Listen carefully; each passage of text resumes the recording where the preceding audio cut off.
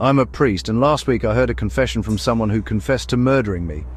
Father Michael Torres, St. Augustine's church, 23 years serving this parish. I thought I'd heard every sin imaginable in that confessional booth. I was wrong. It started on a Tuesday night, 9:47 p.m. I was about to lock up when I heard the confessional door creak open. Someone sat down on the other side of the partition, heavy breathing, the smell of cigarettes and copper. "Forgive me, Father, for I have sinned," the voice said. Male, raspy, like gravel scraping glass. "It's been 23 years since my last confession." 23 years, the exact length of time I'd been at this church. "Go on, my son," I said. "I killed a priest." My throat tightened. When did this happen? Tonight, about an hour ago, St. Augustine's church. I strangled him in the sacristy. Father Michael Torres, do you know him? My hands went cold. This was me. He was talking about me. I'm Father Torres," I whispered. Silence, then laughter, low and wet. "No, you're not. Father Torres is dead." I watched the life leave his eyes. I felt his pulse stop under my thumbs. "You can't be him." "I'm right here. I'm alive." "Check your neck, Father." I reached up. My fingers found something wet, sticky. I pulled my hand away and looked at it in the dim light filtering through the confessional screen. Blood. My blood. "You're confused," I said, my voice shaking. "This is some kind of sick joke." "Oh, look at your watch, Father. What time is it?" I looked. 9:47 p.m. "Now look again." Still 9:47 p.m. The second hand wasn't moving. "You've been dead for an hour, Father, but you don't know it yet. That's the thing about murder. Sometimes the victim is the last one to find out." The confessional door slammed open on his side. Empty. Nobody there. I stumbled out, my legs weak. The church was dark. I ran to the sacristy, turned on the light. There was blood on the floor. A lot of it. Drag marks leading to the storage closet. I opened the closet door. I was looking at myself. My body. Strangled. Eyes bulging. Tongue purple and swollen. The collar of my cassock was soaked in blood. I screamed, ran to the church office, called 911. 911, what's your emergency?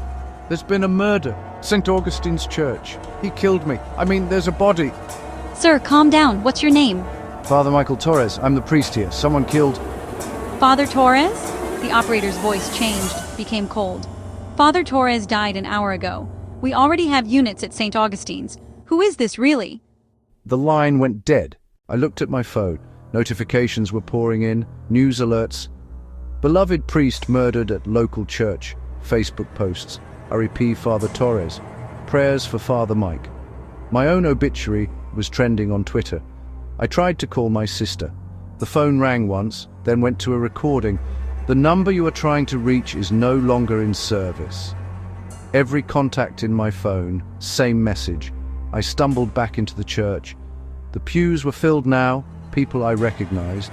Mrs. Chen from the choir, Tommy Delgado, the altar boy, Officer Patricia Ramirez, who came to Sunday Mass.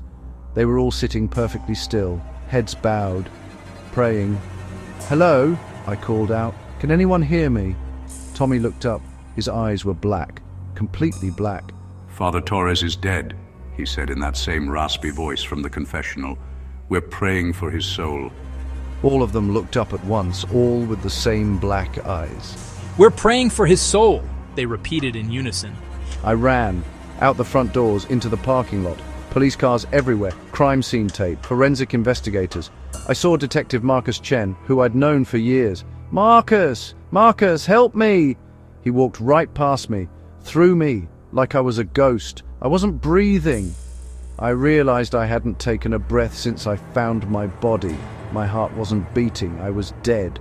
The man in the confessional had been telling the truth. But if I was dead, why was I still here?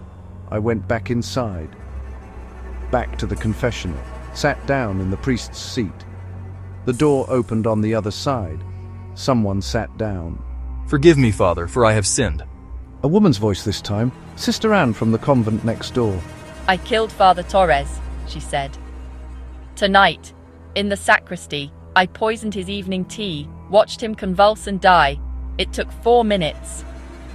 That's not how I died, I said. I was strangled. Was it? She asked.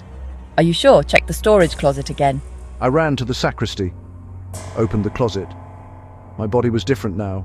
No strangulation marks, foam around my mouth, skin grey, poisoned. What's happening to me? I whispered. Back to the confessional, another person waiting. Forgive me, Father. I shot Father Torres 3 times in the chest. He bled out on the altar. I checked. My body was riddled with bullet holes now. I stabbed Father Torres 17 times, started in the parking lot, finished in the nave. Stab wounds, so many stab wounds. I burned Father Torres alive, locked him in the church, and lit a match. Charred flesh, the smell of smoke. One after another they came, each with a different confession, each describing a different murder, and each time my body changed to match their story. By midnight I'd died 100 different ways. I was losing my mind, losing my sense of self. Which death was real? How did I actually die? Then I remembered something, before the first confession, before any of this started. Earlier that day, around 3 p.m., a man had come to me, wanted to confess something terrible. But before he could speak, I'd gotten an emergency call. Mrs. Chen had fallen. I'd rushed out, told him to come back later. He'd looked at me with such hatred. You'll hear my confession, Father, one way or another. That was it. That was the real confession I was supposed to hear. I checked the church registry, sign-in sheet from that afternoon. One name I didn't recognize, David Ortiz, 3 p.m. I googled the name on the church computer. David Ortiz. Died by suicide 3 weeks ago, single gunshot to the head. Left a note saying a priest at St. Augustine's had abused him 20 years ago when he was a boy. No. I looked through the old records 20 years ago. Another priest had served here, Father William Hayes, multiple accusations. The diocese had covered it up, moved him to another parish. David Ortiz had come to confess his pain, his trauma, his plan to kill himself, and I'd turned him away. The confessional door opened behind me. Now you understand, the raspy voice said. I turned. David Ortiz sat in the pew, his head half gone from the gunshot, blood dripping down his face. I came to you for help, for confession, for salvation, and you sent me away, sent me back into the darkness. I didn't know, I said. I'm sorry, I'm so sorry. Sorry doesn't bring me back, but maybe this will give me peace. He stood, walked toward me. You're not dead, Father Torres, not yet. But you will be. In exactly, he looked at his watch. 3 minutes. At 9:47 p.m. Someone's coming. Someone I sent. Someone who's been listening to my confession. Father Hayes, I found him. Told him you were going to expose what he did. He's on his way here right now. And he's going to make sure you never talk. I heard footsteps in the nave, heavy, purposeful. Father Torres? A voice called out. Father Hayes. I recognized him from old photos. We need to talk. I hid behind the altar. My phone said 9:44 p.m. Hayes walked in holding a length of rope. This was it. This was the real murder. Everything I'd experienced, all those different deaths, they were glimpses, possibilities. The universe showing me what was coming, but I was alive, still alive, which meant I could change it. I stood up. Father Hayes. He spun around, his face twisted with rage. You couldn't leave it alone, could you? Always the righteous one, always doing the right thing. David Ortiz came to me. He told me everything. That boy was lying. They all lied. Stop, just stop. You destroyed lives, and now you're going to kill me to cover it up? He moved toward me, rope in his hands. I don't have a choice. You always have a choice. That's what I should have told David. When he sat in that confessional, broken and desperate, I should have stopped. Should have listened. I chose wrong. Don't make the same mistake. Hayes hesitated. In that moment, I saw David Ortiz standing behind him. Not threatening, not angry anymore, just sad, tired. Let him confess, David said to me. That's all I ever wanted, for someone to hear the truth. I looked at Hayes. Confess. Right here, right now. Tell me what you did. Let God and this boy hear your truth.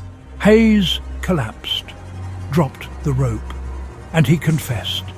20 years of abuse, dozens of victims, the guilt that ate at him every day, the fear of exposure, the desperation that led him here tonight. I called the police. They came, arrested Hayes. David Ortiz stood in the doorway as they led Hayes away. "Thank you, Father," he said. "Now I can rest." He faded away, like morning fog burning off in the sun. I looked at my watch, 9:47 p.m. The second hand started moving again.